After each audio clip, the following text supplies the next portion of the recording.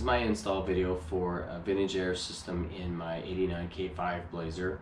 I wanted to make a video that showed a more in-depth approach to everything that I had to do and all the problems that I came across and everything I had to do to fix that. There weren't a lot of problems, so I don't want to scare you, but the video is pretty in-depth and it is a little bit long, so I apologize, but I wanted to make it very in-depth and show you all the parts and everything that I had to do to get it installed.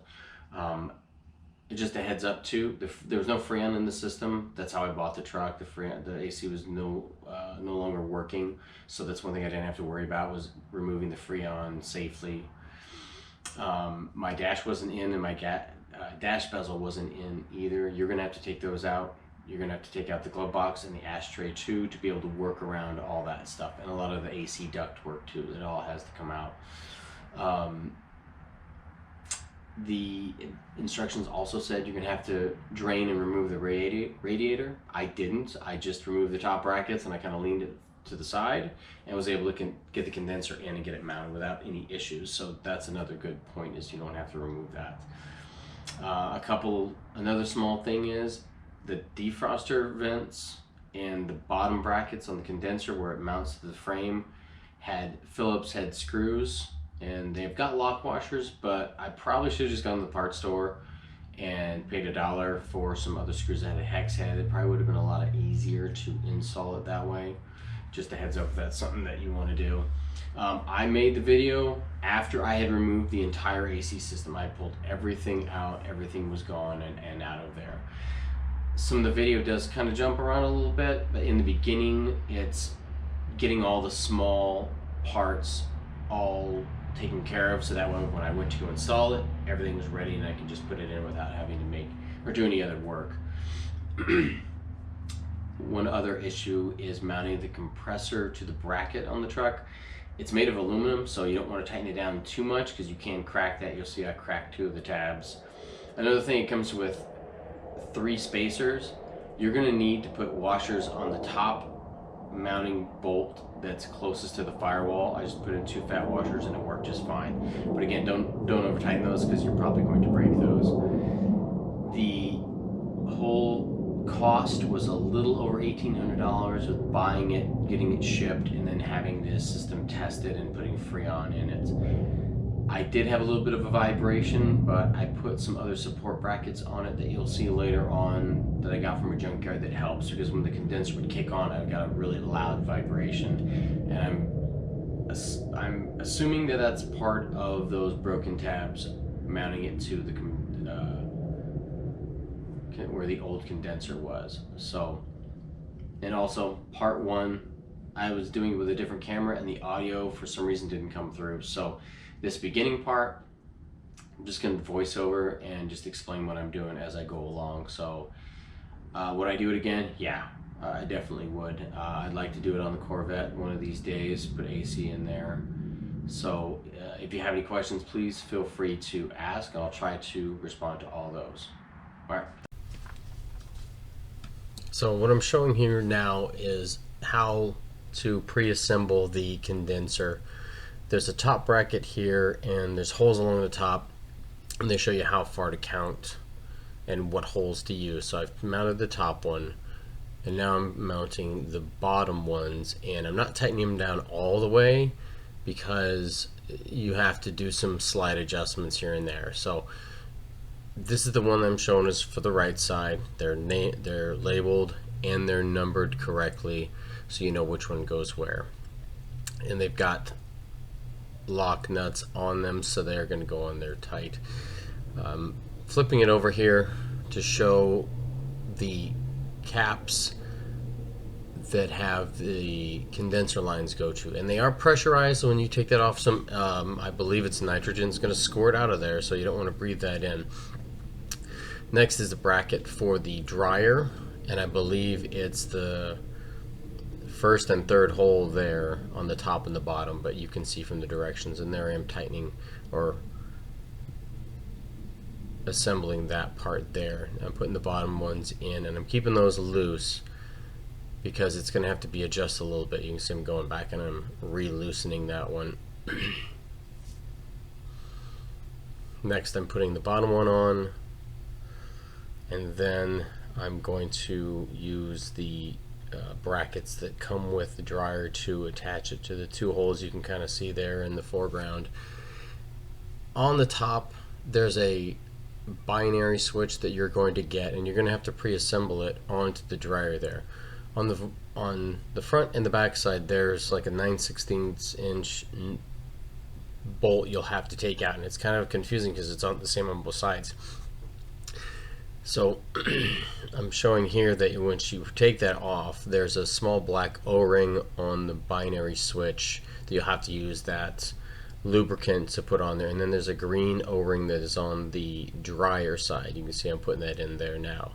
So you want to make sure you use this lube on all your O-rings because it helps keep them lubricated and not keeps them from drying out, but also keeps them from getting kind of twisted and buckled in there, so they make a nice seal. You want to tighten these down pretty good, but not super tight.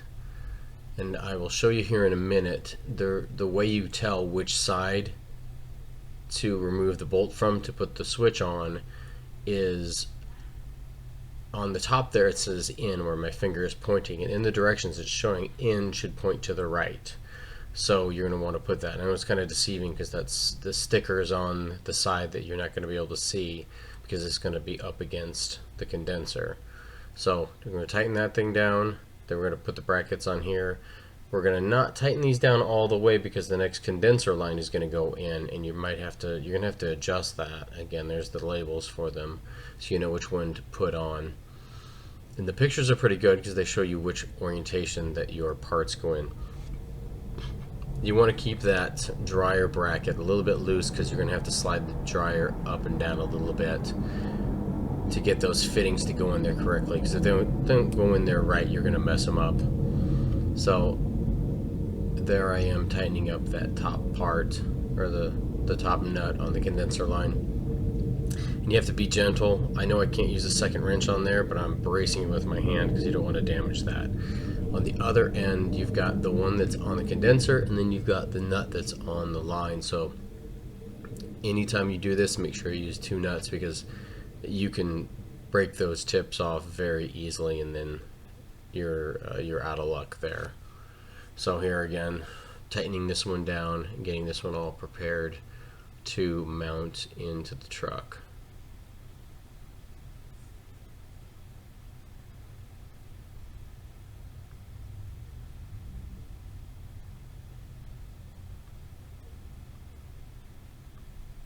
And again, you want to make sure those are good and snug, but not overly tight. And here I am tightening down the brackets to keep the dryer in place.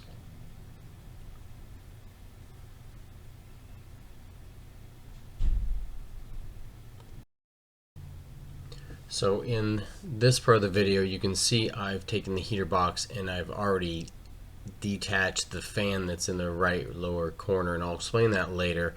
It does come already attached, so you don't have to worry about that. I took it off because it was an issue with the nut.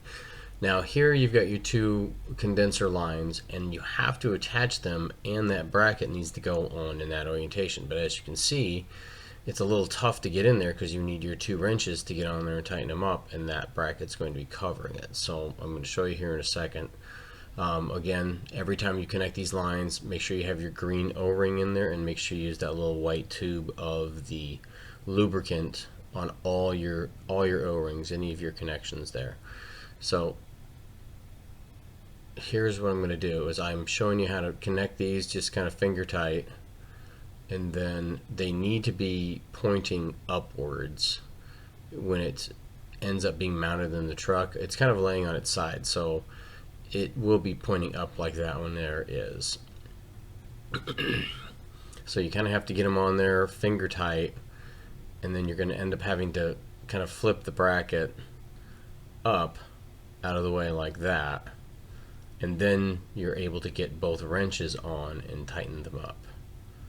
But it's kind of tricky because you have to get all this stuff attached first while that bracket is on also, because you can't get it on once those two lines are in. You can't get that bracket on. It's almost impossible. So as you can see, I'm getting ready, I'm putting those on, I'm tightening them all up, and here in a second I'm going to grab my wrenches and tighten these down real good, because I've already lubricated those.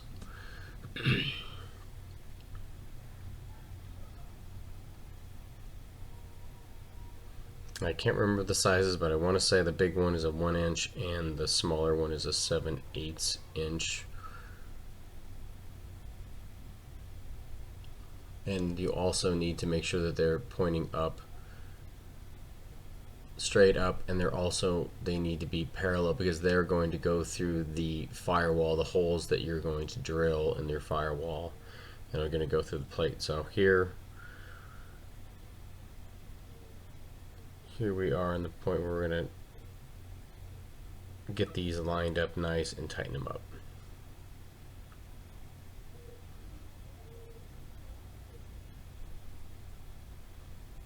And again, always use your 2 wrenches, that way you don't worry about damaging or stripping anything out. And I would say don't use a crescent wrench, but I didn't have the right size for that one, and I wasn't about to go to the store and go get another one.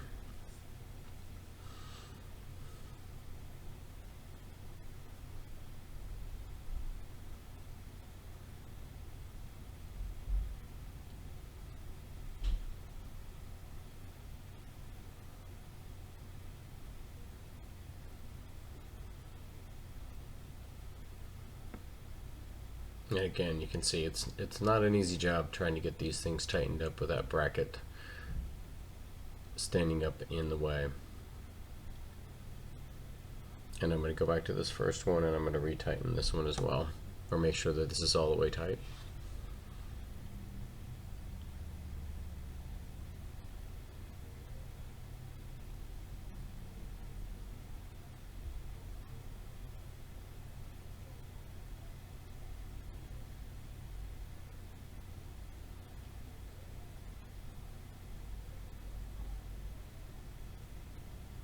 Alright, so next part, I've got the fan reattached. There's 3 screws on each side, and you have 1 wired connector there to reattach. The reason why I had to take that off is because one of the nuts that was on the inside of the housing was stripped out, and I needed to get it in place so I could reattach that bracket that I had standing up to get it to be in there securely.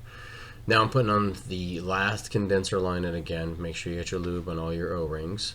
This one's going to go in, and once it's mounted, it's going to be sticking out alongside the other 2 of the yellow caps. It's going to be sticking out in that same orientation.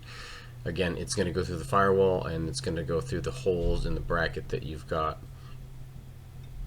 And you're going to have to, in the plate that it comes with, and you're also going to have to drill holes in your firewall as well.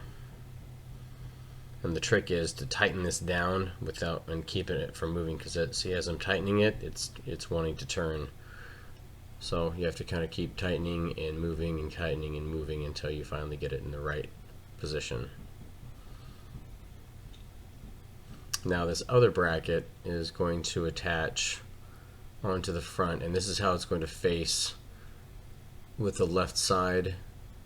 And the left side of your screen is going to be against the firewall. This bracket is going to attach there, and then the part I'm pointing at there is going to go up and attach against the inner firewall that's basically behind the dashboard. And you'll be able to see it here in a little bit. There's 2 holes on that. You'll have to attach sheet metal screws into that to help give it a little extra stability. And then those holes there is where the electrical connections plug in, the ones I was just pointing at. And I believe this was, I believe those are 7/16 or 3/8 bolts there. And I'm tightening those up, getting it ready for installation.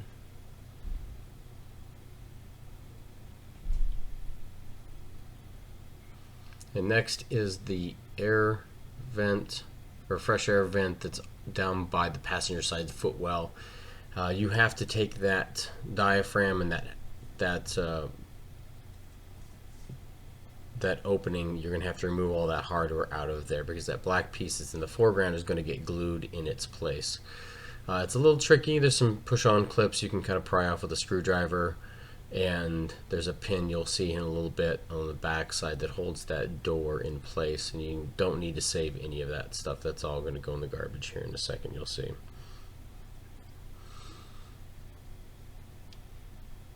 And you are going to need silicone to seal this black plate into the position, and then it comes with 2 screws that goes in the holes you can see there.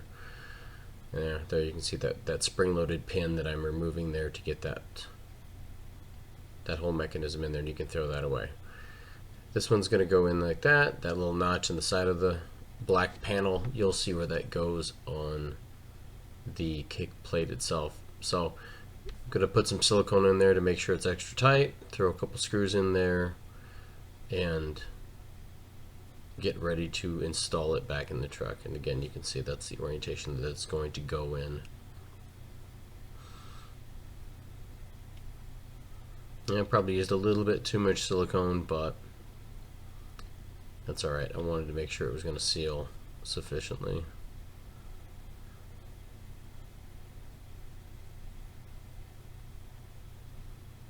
And again, this kit does come with all the hardware, all the screws and bolts and nuts and springs and clips that you're going to need for the entire process. You shouldn't have to go to the hardware store for anything.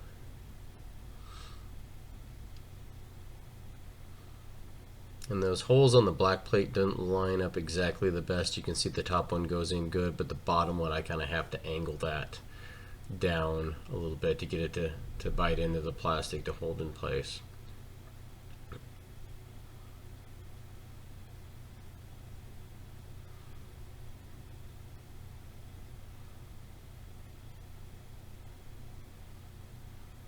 Yeah, there you can see I'm having a little trouble getting that to go in place. So and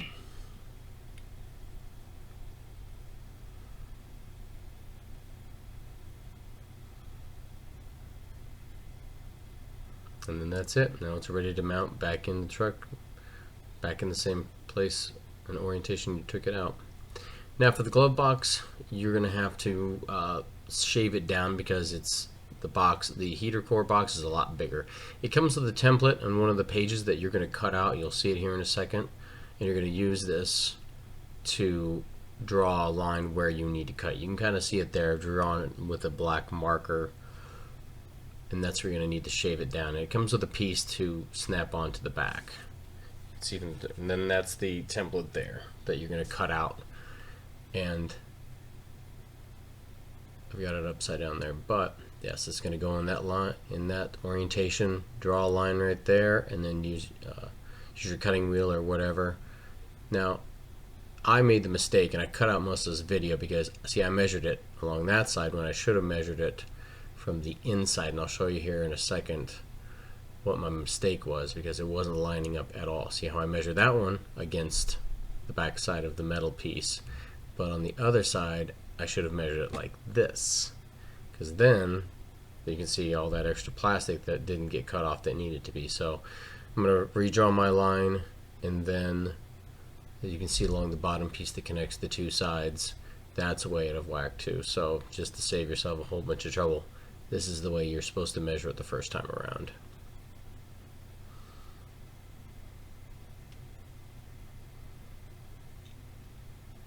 And now there's it, it's complete.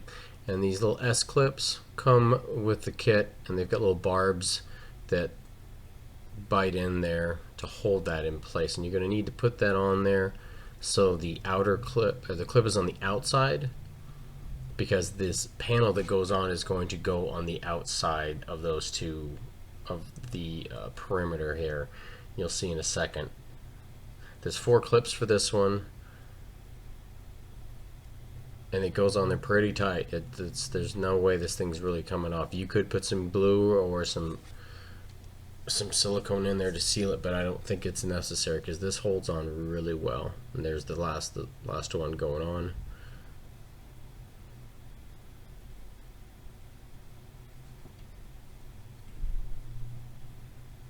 And now you'll see this is the piece that comes with the kit,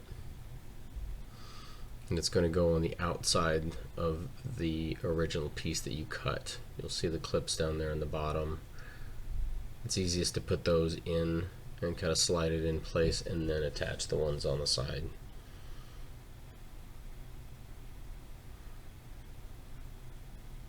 It's a little tough getting it on, but once it goes on, it stays on there pretty good. I haven't had any issues with that part coming off. And again, that has to be that way because the box is bigger. Now here I've got the dash off. I've got all the vents out. I can show you. I've already taken the defroster vents out, that vent, all the ductwork. There's a vent in that big hole. The vent over there on the far right. That's where your heater core box is going to go, in that opening there. And then your ashtray there in the middle, that's going to have to come out too, so you can get access to all those parts. This is the controls. It's all electrical. There's no vacuum lines. I'm just getting this mounted and out of the way because again, my AC system is not functioning, so it doesn't really matter. It comes with the hardware and it does mount on the front side. I thought it was a little weird. I thought it needed to mount to the back side, but this is the correct orientation. You can get this set up with the sliders, or there's another style you can get that has 3 knobs, on, off, and then fan speed. And the fan speed's kind of nice because there's not 4 speeds. It's like a slider, so you can literally get any speed in between both sides, and it works pretty nice. I like it. There's a little LED indicator on the bottom right hand corner that turns on blue when you know your AC is on and working. So this is another part I'm getting pre-assembled and getting ready for when the whole system goes in. It's just something else that I can just connect and I'm ready to go. This AC duct is the one that goes along the bottom of the dash down below the steering column. Now this is one you have to save because you're going to cut this in half and save half of it. So the part that's closest to you in the frame is the part that's going to get thrown away, and you have this adapter that's going to snap into place with more of those S-clips. Now it's going to go kind of in that orientation like that. So you're going to cut on the closer side of that part that's sticking up because that has a screw into it that mounts or attaches to part of the dash right below the steering wheel. So it says measure about a ½ inch from where that screw is. I went a little bit further because I would rather have more than not enough. So here it is, that part's cut. You're going to keep this part. It's got the round end on the other end. This adapter is going to slide in there with those S-clips, and I'm trying to show you the orientation for the picture, how that adapter is going to go on. So I had to grind it down a little bit because it kind of had a little bit of a lip around the outer edge, and this part, the S-clips go on the inside, so the opposite of the glove box, because this little trim piece snaps on inside of it. So I had to go to the grinder wheel and kind of slim that down because it was not fitting the other way. So this will go in and snap into these S-clips, and it holds them pretty tight. And again, I put a little extra silicone in there just to help keep it from falling out, and also to keep it that little extra tight.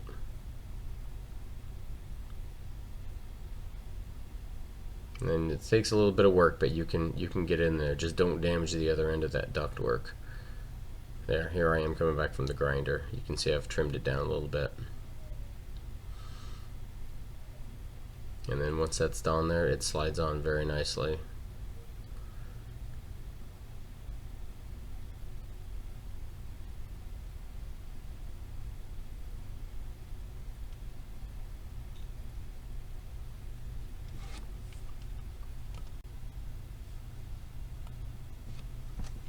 Now I'm getting back to showing the condenser now that it is mounted inside the truck. There's a bracket down there, a little metal bracket and a rubber bumper that needs to come out because otherwise the bracket on the condenser won't be able to sit in there in the right orientation, because you need to get there to mount the bracket using those screws. That top bracket mounts there, as you can see in the condenser. You can see I just had to push the radiator a little bit out of the way, and keep your caps on too. Don't want any contaminants getting inside of there while you're working on it. This transmission cooler thing, I had to loosen it and move it out of the way a little bit just so I had some better area to work on it. Now we're looking at the plate that comes with the kit. I had sanded it down, hit it with black primer. That's why it looks different. So what I'm doing is I'm lining this up There are some holes you're going to use, and there's some holes you're going to have to drill. That tells you all the sizes of the drill bits you're going to need. The only issue is there's one where it says you need a 2-inch. You need to make a 2-inch hole where those bigger ones are on the plate, and you don't. You just need to make them the same size as the holes that are in this plate that I'm bolting on there. So it comes with all the hardware. Just throw a couple on here.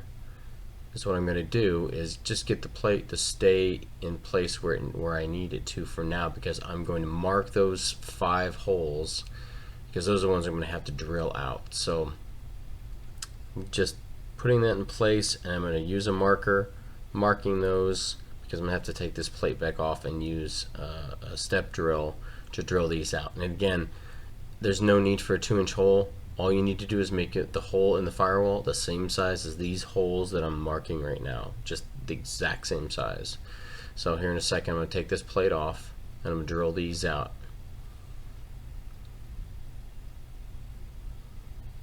And here the plate is off, and I'm getting ready to drill all these. And again, just make them the same size as they are in the plate that you've got. And there you can see I've drilled all 5 holes. And I went back, some of them weren't quite big enough, so I just making sure that they were all large enough, because you're going to have some rubber grommets that you're going to stick through those holes that those condenser lines have in place, so they won't get rubbed on by the metal, because otherwise they're going to break open and leak, and that's the last thing you want. So there it is, that part's all complete.